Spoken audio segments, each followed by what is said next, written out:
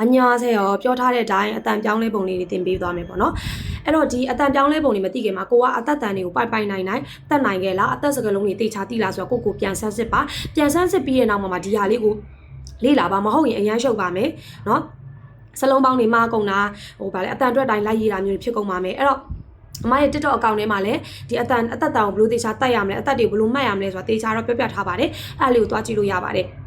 တကယ်လို့အခုပါဟွာပေါ့နော်ဘယ်လိုအတန်တွေကိုတေချာပြန်ပြီးတော့လေးလာခြင်းနဲ့ဘာညာဆိုရင်တော့အမပညာဒါန basic ပေါ့နော် basic ကိုပါလဲဆိုတော့1000နဲ့ဖွင့်ထားတာမျိုးရှိပါတယ်အဲ့ထဲမှာအသက်တန်ကိုပေါ့နော်တေချာထပ်ပြီးတော့ရှင်းပြထားတာမျိုးရှိပါတယ်ရုပ်ပါတဲ့ဗီဒီယိုလောက်ကြည့်ရင်ရပြီပေါ့နော်အဲ့ဒါလေး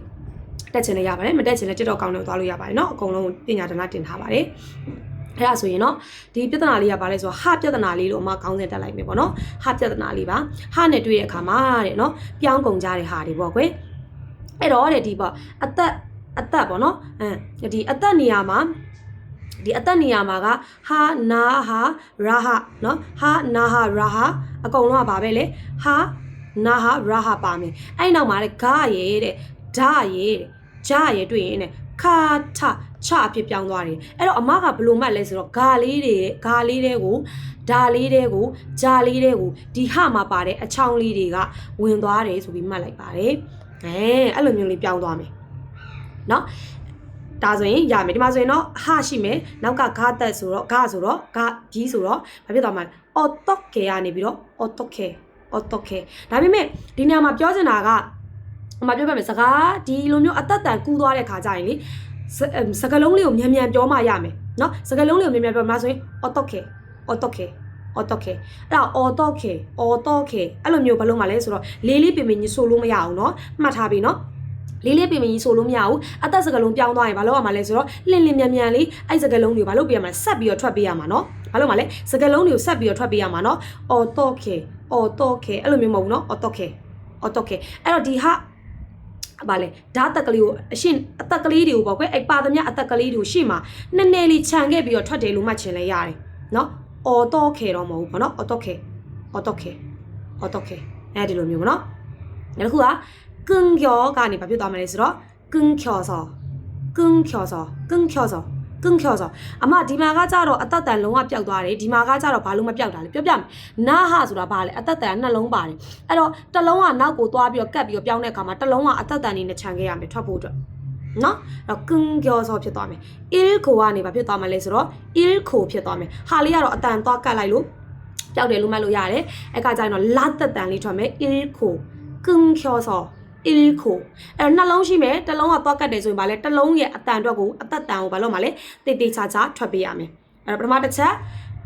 စကားလုံးတွေကတ်ပြီးဆိုတာနဲ့မြန်ပြောရမယ်တစ်လုံးချင်းစီသွားပြီးတော့ဖတ်လို့မရဘူးဒုတိယတစ်ချက်အသက်တန်ကနှလုံးရှိနေတဲ့အခါကျတစ်လုံးကနောက်ကိုတော့ကူးပြီးတော့သွားပြောင်းမယ်ဆိုရင်ရှေ့မှာကြံခဲ့တဲ့တစ်လုံးရဲ့အသက်တန်ကိုတေချာထပ်ပေးရမယ်ကင်းချောစော il ကိုဒီလိုဖြစ်ရပါမယ်အဲဆိုရင်လဲ not တာကနေဘာဖြစ်သွားမလဲဆိုတော့ not တာအဲ့တော့ no တာအဲ့လိုရထွက်လို့မရအောင်เนาะအခုက man တာနေဘာဖြစ်သွားမလဲ man တာနေ man တာ싫다နေပြီးတော့ 싫다ဖြစ်သွားမယ်အဲ့တော့ကြာအလဲလောက်လိုက် 놓지အဲ့တော့ဘာဖြစ်သွားမလဲ 놓지အဲ့တော့ 많지 일지ဟုတ်ပြီနော်ဒီလိုမျိုးလေးဖြစ်မယ်နောက်တစ်ခုဆိုရင်လည်းဒီမှာဆိုရင်ဟာ तू ကကြတော့ဟာကနောက်ကလာမှာနော်ဘာလို့မလဲဟာကနောက်ကဖြစ်သွားပြီဘာလို့မလဲဟာလေးကနောက်ကဖြစ်သွားမယ်နော်ဟာလေးကနောက်ကဖြစ်သွားပြီးတော့မှဂါရာဂဒါဘာရပဂျနာဂျဂါဒါဘအဲ့လိုမျိုးလေးပေါ့နော်ဂျပါပါမှာပေါ့နော်အဲ့ဒါလေးနဲ့ဆိုရင်တဲ့ဘာလေးဖြစ်သွားမယ်လဲဆိုတော့ခထဖပိုလာတာပေါ့နော်ဖပိုပြီးတော့ချဖြစ်သွားမယ်တဲ့အဲ့တော့အမပြောပြမယ်ဒီလိုပြောလဲဆိုတော့ဂါရဲ့ဓာရဲ့ပေါ့နော်အဲ့တော့ဂါရဲ့ဓာရဲ့ကကြတော့ဂါရဲ့ဓာရဲ့ပေါ့နော်ဂါရဲ့ဓာရဲ့ကကြတော့အမဘယ်လိုပဲဖြစ်ကွာဘယ်လိုမှတ်လို့ရလဲဆိုတော့ဂါဟာပဲဖြစ်ဟာကပဲဖြစ်ဘာလို့တာလဲခပြောင်းနေလို့မှတ်လို့ရတယ်ကွာအဲ့လိုမျိုးပေါ့နော်ဓာဟာပဲဖြစ်ဘာလို့မှလဲဟာတာပဲဖြစ်ဘာပြောင်းမှလဲဆိုထပြောင်းမယ်ဒီလိုမျိုးမှတ်ချင်လဲရတယ်ဒါလေးကကြတော့ဘာလဲဆိုရှေ့ကအသက်တန်ဖြစ်သွားမယ်အရှိကဂါတက်နဲ့ရာဂတိပါလာမယ်နော်ဂါရာဂဟာနဲ့တွေ့ရင်ဘာဖြစ်သွားမလဲဆိုတော့ခဖြစ်သွားမယ် makida makida makida အဲ့တော့ makida အဲ့လိုရထုတ်လို့မရအောင်နော် makida makida both hab hada both hab hak နော် both hak hada ဆိုတော့ဘာလို့မလဲဆိုတော့ bukha khada bukha khada bukha khada ဖြစ်သွားမယ်နော် ik ida ik hida ပေါ့နော် ik hida ဆိုဖြစ်သွားမှာလေ ik hida ထုံးစံအတိုင်းအတ္တတန်နှလုံးပါရင်နောက်ကတစ်လုံးကသွားကတ်တဲ့ချိန်မှာတစ်လုံးရဲ့အတန်ကိုဘာလို့မလဲလုံးရဲ့အတ္တတန်ကိုတိချာထွက်ရမယ်။နော်မပါရင်တော့ဒီလိုမျိုးဟာကြီးဆိုတော့ဘာလို့မလဲနည်းနည်းခြံပြီးတော့ထွက်လို့ရတယ်။ရမယ်နော်။အဲ့ဒါဆိုရင်နဲ့ဓာနဲ့ဟာနဲ့တွေ့ရလဲဘာဖြစ်မှာလဲဆိုတော့ထဖြစ်မယ်တော့ mat hyong mat hyong အဲ့တော့ mat hyong mat hyong ဖြစ်သွားမယ်နော်။အဲ့တခုကကြတော့တဲ့ ba raba ba raba ဟာနဲ့တွေ့ဘာဖြစ်သွားမှာလဲဆိုတော့ဖဖြစ်သွားပါမယ်။ဒီမှာလည်းကြားပါတယ်နော်။အဲ့ဗာဒီမှာဆိုလဲဂျာပါနော်ဂျာကဟာနယ်ပဲတွေ့ဟာကဂျာနယ်ပဲတွေ့အဖြစ်သွားမှာလေချဖြစ်သွားမှာဒါလည်းမှတ်ရမယ်ပေါ့နော်နောက်ကျတော့နောက်ဆုံးပိုင်းမှာတော့အလွယ်မှတ်နည်းကိုပြောပြပေးသွားမယ်နော်အဲ့တော့မဘာဖဘာရာဘနော်ဘာရာဘဟာနဲ့တွေ့မှာဖြစ်သွားမှာလဲဆိုတော့ဖဖြစ်သွားမယ်အဲ့တော့ if ha ဒါမဲ့ if ha အဲ့တော့ if ha အဲ့လိုရတော့မဟုတ်နော် if ha အဲ့တော့ job ဖြောစော job 헤어서 아니 봐ဖြစ်သွားမှာလေ접혀서 발히다 아니 발피다 꽃 히다 아니 고치다 안 히고 아니 안치고 언 히다 아니 얹히다 너 얹히다 ဒီလိုမျိုးလေးဖြစ်သွားမယ်အဲနောက်တစ်အနေနဲ့ကကြတော့တဲ့ဓာတ်သက်အုပ်စုထဲမှာပါတဲ့စာချပါလဲနည်းနည်းတော့ဒါလေးကနည်းနည်းမှတ်ရမယ်နော်စာချတယ်ဗာလဲဒီမှာဆိုထစကလုံးစစ်ချစကလုံးစစ်ဖြစ်ရမယ်နော်ချစကလုံးစစ်ထစကလုံးစစ်အဲ့တော့ဘာနဲ့မှမပြောင်းသေးဘူးဒီတိုင်းအသက်နေနဲ့ပါတာမျိုးပြောချင်တာမနော်အဲ့တော့စာချမှတ်ရလွယ်ပါလေစာချအဲ့ဒါကဟာနဲ့တွေ့မှာဖြစ်သွားမှာလေဆိုတော့ခဖြစ်သွားမယ်အဲ့တော့ mut he you စာနဲ့ဟာနဲ့တွေ့ရဘာဖြစ်သွားမှာထဖြစ်သွားတော့ mut he you အဲ့တော့ mote you အဲ့လိုရဖတ်လို့မရအောင်နော် mote youအဲ့တော့ not hande အဲ့ဘာလို့မလဲ not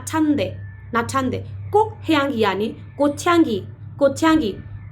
풀밭하고 아니 풀밭하고ဒီလိုဖြစ်သွားမယ်နော်ဒီလိုဖြစ်သွားမယ်အဲ့တော့ဒီကတော့ပုံစံလေးကိုပဲအရင်ပြောပြထားတာနော်အဲ့တော့ဒါလေးဆိုလေလွယ်မှာပါတေချာကြည့်ပါဟာဆိုတော့နောက်ဆုံးအဆုံးသတ်တွေမှာဘာနဲ့ဆုံးထားလို့ဘာနဲ့ဆုံးထားတာလဲဟာတွေနဲ့ဆုံးထားရတွေ့လားနာဟာရာဟာနော်အဲ့အတွက်ကြောင့်မလို့ तू ကအသက်တန်ထဲမှာအကျုံးဝင်ပါတယ်နော်အသက်တန်ထဲမှာပြောင်းတာအကျုံးဝင်တယ်ပေါ့ဒီမှာဆိုလဲဂါနဲ့ဟာနဲ့တွေ့ရမှာရာကကြီးအောင်ဘာလို့ပါလာလဲဆိုတော့ရာနဲ့ဂါနဲ့မှာဘာလို့မှလဲနောက်ဆုံးစကားလုံးကပဲသွားကတ်ရတာဆိုတော့ဂါသက်အနေနဲ့ဆုံးထားဂါအနေနဲ့ဂါကဆုံးထားတော့ဘာလို့မှလဲဟာနဲ့တွေ့ရင်ပြောင်းရတဲ့အထဲမှာအကျုံးဝင်မှာဒီမှာလဲအဲ့လိုပါပဲနော်ဒီရောက်မှာလည်းအဲ့လိုပါပဲဘာနဲ့ဟာနဲ့တွေ့ရင်ဖဖြစ်သွားတာအဲ့တော့ရာဘဆိုရင်လည်းဘာနဲ့ဆုံးထားတာဖြစ်တဲ့ကြောင့်မလို့ဟာနဲ့တွေ့တဲ့အခါမှာဖသက်ပြောင်းဟုတ်တယ်အကျုံးဝင်တယ်ပေါ့နော်အဲ့လိုပဲဂျာဆိုရင်လည်းဟာနဲ့တွေ့ရင်ချပြောင်းတယ်အဲ့တော့နားကြဆိုတာလည်းဂျာလေးနဲ့ဆုံးထားတော့နော်ဒီအသက်ပြောင်းမှုတော့ဘာဖြစ်ပါလဲအကျုံးဝင်ပါတယ်နော်ကဲအဲ့တော့အတူပြန်မှတ်မယ်ဆိုတော့ဟာသက်ပြဿနာလေးဖြစ်ပါတယ်အဓိကအနေနဲ့ဒီတလုံးအနေနဲ့ကတော့ဗာလေးပါဝင်လေဂါဒါထပေါ့နော်အရင်ဆုံးဂါဒါဂျပေါ့နော်ဂါဒါဂျပါမယ်အဲ့ဂါဒါဂျကရှေ့ကနေပဲဟာနဲ့ရှေ့ကနေပဲတွေ့နောက်ကနေပဲတွေ့ဘာလို့မှလဲခါထချအဖြစ်ပြောင်းနေဆိုပြီးအရင်ဆုံးမှတ်လိုက်တယ်ပေါ့ကွယ်နော်မှတ်လိုက်ပြီးတော့ဒီမှာနှလုံးသက်လေးတွေလဲပေါ့နော်နှလုံးသက်လေးတွေလဲမှာနှလုံးသက်လေးတွေရှိရင်လဲဒီဂါနဲ့ဆုံးထားရင်လဲအကျုံးဝင်မယ်နော်ပြီးတော့ဗာလဲဂျာနဲ့ဆုံးထားရင်လဲအကျုံးဝင်မယ်ဒီလိုလေးမှတ်မယ်ဒါလေးကတော့ဒီလိုလေးမှတ်ပေါ့နော်အဲ့တော့ဘာရာဘဆိုတော့ဘာဖြစ်သွားမှာလဲဆိုဟာနဲ့တွေ့ဖဖြစ်သွားမယ်နောက်ပြီးတော့ဒီဓာတ်သက်အုပ်စုစဲကမှတ်ဖို့လိုပါတယ်နော်စာချချထကဟာနဲ့တွေ့ရင်တော့ဘာဖြစ်သွားမှာလဲထဖြစ်သွားပါမယ်ဆိုပြီးတော့မှတ်ပါမယ်ကဲအဲ့ဒါဆိုရင်တော့ဒါလေးကိုအရင်ဆုံးလုပ်မယ်ပြီးတော့ကမှဒီကျန်တဲ့လေ့ကျင့်ခန်းလေးတွေကိုဆက်ပြီးတော့လုပ်ကြည့်မယ်နော်